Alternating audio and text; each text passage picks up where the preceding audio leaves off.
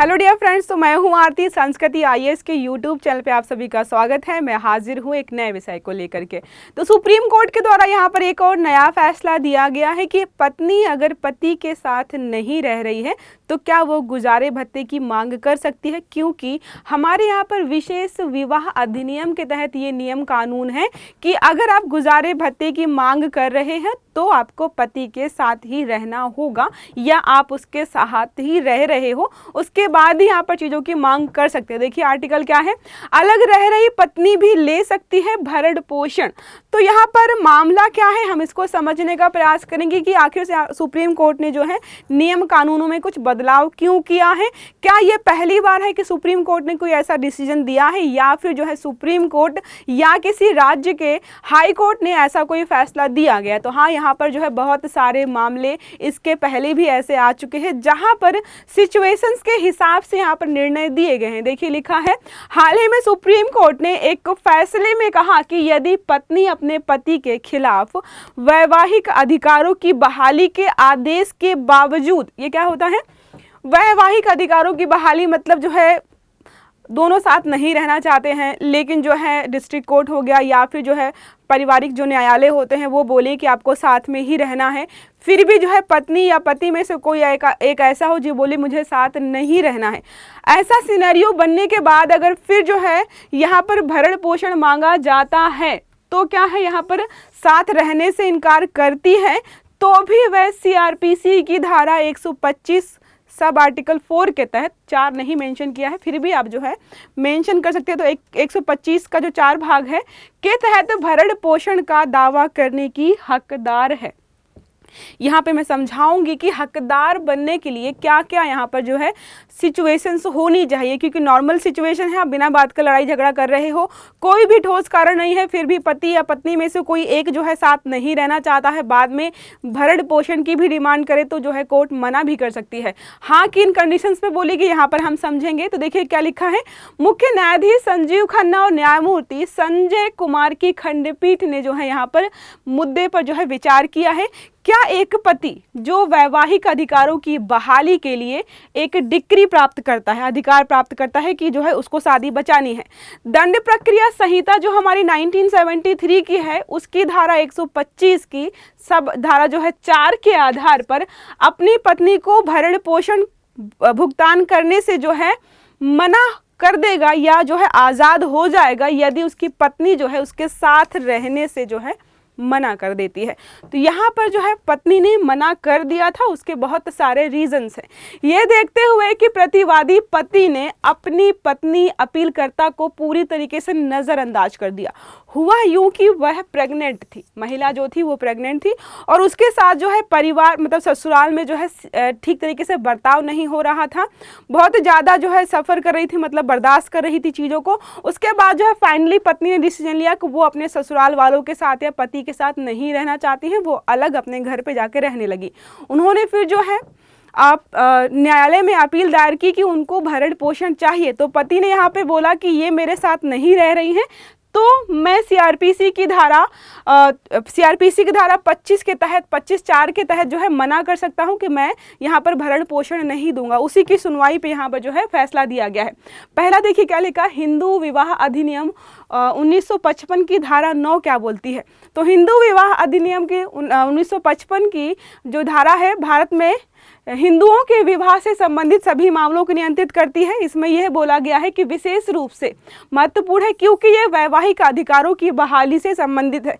जैसे आपने बहुत सारी मूवीज़ वगैरह में देखा होगा कि पति पत्नी आपस में झगड़ा कर रहे हैं, कोर्ट जाते हैं, फिर जो है कोर्ट बोलता है कि 6 महीने साथ में रहो, उसके बाद जो है हम विचार करेंगे, लगेगा कि फिर भी साथ नहीं रह सकते हो तो फिर जो है तलाक दिला देंगे। मतलब जो है कोर्ट काफ़ी हद तक प्रयास करता है कि लोगों के तलाक ना हो, लेकिन जो है आप इस निर्णय को थोप नहीं सकते हो। दोनों में से अगर कोई एक सच में नहीं रहना चाहता है या जो है कंडीशंस या सिचुएशन ऐसी बन रही है कि दूसरा व्यक्ति पहले व्यक्ति के साथ रह ही नहीं सकता है तो आप जो है ज़बरदस्ती नहीं करेंगे।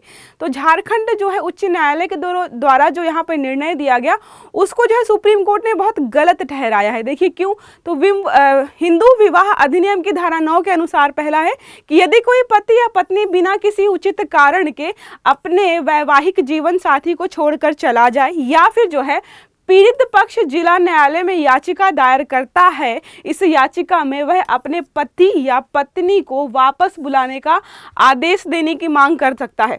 तो यहाँ पर पति क्या है, इसी अधिनियम की धारा के तहत जो है बोल रहा था कि मैं इनको अपने साथ रखना चाहता हूँ, लेकिन ये साथ नहीं रह रही। अब इन्होंने जो है याचिका दायर की है जिसमें इनको जो है क्या चाहिए, भरण पोषण चाहिए, पैसे चाहिए। तो सीआरपीसी की धारा 125 क्या कहती है, देखिए लिखा, यह धारा किसी व्यक्ति को यह अधिकार देती है कि अगर जो है मजिस्ट्रेट से यहाँ पे अधिकार देती है कि भरण पोषण का आदेश देने का अनुरोध करे। मजिस्ट्रेट से कोई व्यक्ति जो है अपील कर सकता है कि हमें भरण पोषण दिलाया जाए, चाहे पत्नी हो, बच्चे हो या फिर माता पिता हो, तो इसके तहत जो है आप मांग कर सकते हो। आश्रितों में पत्नी, बच्चे और माता पिता आते हैं। मजिस्ट्रेट संतुष्ट हो जाता है कि याचिकाकर्ता को भरण पोषण की जो है आवश्यकता है, तो वह प्रतिवादी के पास भरण पोषण देने की क्षमता भी है, तो वो आपको जो है पैसे दिला सकता है। इस केस में क्या था कि 10,000 रुपये मंथली देने की बात कही गई थी, लेकिन फिर व्यक्ति जो है झारखंड न्यायालय में जाता है, उच्च न्यायालय में जाता है, वहाँ पर जो है मेंटेनेंस जो देने का वादा किया गया था उच्च न्यायालय के द्वारा खारिज कर दिया गया। फिर व्यक्ति जो महिला थी वो गई सुप्रीम कोर्ट में और वहाँ पे याचिका दायर की। तब जो है चीज़ें हमें यहाँ पर ऐसी दिखाई दे रही हैं। पत्नी के क्या कारण थे कि वो साथ में नहीं रहना चाहती हैं, तो न्यायालय ने यह माना कि पत्नी के पास वैवाहिक घर में वापस ना लौटने के जो है उचित कारण हैं, क्योंकि गर्भपात के दौरान उनका जो उसका जो पति था वो साथ में नहीं था, जो कि उसे रहना चाहिए था। अब पति की जिम्मेदारी यहाँ पर क्या बनती है कि वो जो है अपनी पत्नी को सपोर्ट करता, लेकिन क्या किया उसने जो है एक तरीके से इस चीज़ को इग्नोर किया और जो है साथ में जिम्मेदारी भी नहीं निभाई और भरण पोषण देने से भी मना कर रहा है। उन्होंने ये भी बोला कि जो कानूनी प्रावधान हैं उनका जो है उनके लूप होल्स का प्रयोग करके या इस्तेमाल करके वो फ़ायदा उठाना चाह रहा है। तो उन्होंने यह भी बोला कि जो है नैतिक रूप से ऐसा पता चलता है कि जो व्यक्ति है उसकी जो है एक तरीके से नैतिक रूप से बहुत कमज़ोर है, वो जो है गलत चीज़ों का फ़ायदा उठा करके अपनी पत्नी को ही परेशान कर रहा है। इसलिए जो है फाइनली न्यायालय ने निर्णय दिया है कि पत्नी साथ न रहते हुए भी क्या कर सकती है, वो भरण पोषण की मांग कर सकती है। जो भी कारण यहाँ पर बताए गए हैं सारे सफिशिएंट है कि पत्नी ना रहे साथ में और भरण पोषण की भी मांग करे। अब यहाँ पर निचली अदालत की गलती क्या थी, जो उच्च न्यायालय ने जो फैसला दिया था उसमें गलती क्या थी, देखिए लिखा है उच्च न्यायालय ने रीना के रखरखाव, जो पत्नी है उसका नाम रीना है, रीना के रखरखाव के दावे को खारिज कर दिया था। 10,000 रुपये जो इनको मंथली मिलने वाले थे उसको जो है खारिज कर दिया किसने, उच्च न्यायालय ने। उसके बाद जो है इनको सुप्रीम कोर्ट जाना पड़ा, जो कि यहाँ पर गंभीर गलती थी किसकी, उच्च न्यायालय की। सुप्रीम कोर्ट ने ये टिप्पणी की है यहाँ पर। उसे धारा 125(4) सीआरपीसी के तहत अयोग्यता के रूप में नहीं देखा जाना चाहिए। सुप्रीम कोर्ट ने कहा कि 124 जो सीआरपीसी की धारा 124 है उसमें बहुत सारे नियम कानून हैं, आपको सोचना है, विचारना है, उसके बाद सारी जितने भी वहाँ पे सिचुएशंस हैं उनको एनालाइज करना है, उसके आधार पर आप फैसला दीजिए। तो यहाँ पर क्या किया गया, उच्च न्यायालय के द्वारा बहुत सारी चीज़ों को अनदेखा कर दिया गया, जिसके बाद यहाँ पर चीज़ें ऐसी हुई हैं। अब बात करें क्या ऐसे मामले इसके पहले भी आए हैं, मैंने आपको बताया था कि बहुत सारे मामले इसके पहले भी आए हैं। आई थिंक 10 जुलाई 2024 को मुस्लिम महिलाओं को लेकर भी एक निर्णय दिया गया था, क्योंकि वहाँ पर होता है कि कोई पति अपनी पत्नी को तलाक देता है तो मैक्सिमम 3 महीने 10 दिन तक ही भरण पोषण दिया जाता है, जब तक उसका दूसरा विवाह नहीं हो जाए। ठीक है, उसको कुछ मुस्लिम में कोई टर्म है वो मुझे याद नहीं आ रहा, तो मात्र 3 महीने 10 दिन तक। उसके बाद भरण पोषण देना ना देना ये पति की जिम्मेदारी। मतलब अगर महिला ने शादी नहीं की 3 महीने बाद भी और उसको अपना घर चलाने के लिए, बच्चों को जो है भरण पोषण के लिए पैसा चाहिए, तो मुस्लिम समुदाय में पैसा देने से व्यक्ति मना कर सकता था। तो सुप्रीम कोर्ट ने बोला कि चाहे धर्म मुस्लिम हो, हिंदू हो या कोई और हो, जो हमारा सीआरपीसी की धारा 125(4) है वो धर्मनिरपेक्ष है, उसमें किसी धर्म से संबंधित कोई प्रावधान नहीं है। तो महिला किसी भी धर्म की हो उसको भरण पोषण मांगने का पूरा अधिकार है। देखिए हमारा पहला है शारदा वर्सेस शंकर। यहाँ पर सुप्रीम कोर्ट ने माना था कि पत्नी को भरण पोषण का अधिकार है, भले वह अपने पति के साथ रह रही हो या ना रह रही हो। फिर दोबारा यहाँ पर जो है चीज़ें और भी आई, देखिए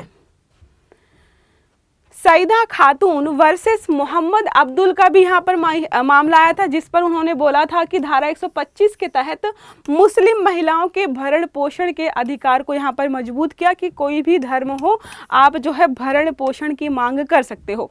खान वर्सेस खान में भी बोला गया कि सुप्रीम कोर्ट ने कहा भरण पोषण की राशि का निर्धारण करने के लिए कई कारकों पर विचार किया जाता है, जैसे कि पति की आय कितनी है, पत्नी की ज़रूरतें और बच्चों की संख्या कितनी है। इसके आधार पर जो है यहाँ पर भरण पोषण की राशि तय की जाएगी। अब पता चले कि 4 बच्चे हैं, महिला पर ही आपने छोड़ दिए हैं और आपकी इनकम भी अच्छी खासी है, फिर भी आप 10,000 12,000 ही दे रहे हो, तो उतने में जो है मंथली खर्च नहीं चल पाएगा, तो आपको भरण पोषण की राशि जो है ज़रूरत के हिसाब से बढ़ानी भी पड़ेगी। ये सारी यहाँ पर चीज़ें बताई गई हैं। फिर है जया बेदी वर्सेस गुरमीत सिंह। हर बार जो निर्णय दिया गया है उसमें कुछ नई चीज़ें निकल कर सामने आई हैं। देखिए लिखा है, इस मामले में सुप्रीम कोर्ट ने भरण पोषण के अधिकार को एक मौलिक अधिकार माना है। कहा है कि यह महिलाओं को आत्मनिर्भर बनाने में मदद करता है। अब किसी को आप जो है अचानक से छोड़ देंगे, तलाक दे देंगे, महिला जो है आप पर ही निर्भर थी, उसके जो बच्चे हैं आप पर ही निर्भर थे। आप सोचो कि आज तलाक दे दिया, कल को जाकर वो इंडिपेंडेंट वुमन के रूप में काम करना शुरू कर दे, तो ये पॉसिबल नहीं है। तो आपको जो है मेंटेनेंस देना होगा ताकि वो सिचुएशन को या जो भी स्थिति है संभाले, उसके बाद जो है आत्मनिर्भर बने, कुछ नया करे, अपने बच्चों का भरण पोषण करे। तो ये सारे जो है हमारे यहाँ पर मुद्दे ऑलरेडी हो चुके हैं। एक और नया मुद्दा था कि पत्नी जो है साथ में नहीं रह रही थी, उसके कारण बताए हैं मैंने, क्योंकि पति और पति के घर वालों को सलूक ऐसा था कि जिसकी वजह से वो वहाँ नहीं रह पा रही थी। फिर यहाँ पर जो है मुआवजा या मेंटेनेंस दिलाने की बात जो है सुप्रीम कोर्ट ने सामने रखी है। इसी से संबंधित एक प्रश्न हमारा है, सीआरपीसी की धारा 125 के तहत भरण पोषण का आदेश कब तक दिया जा सकता है?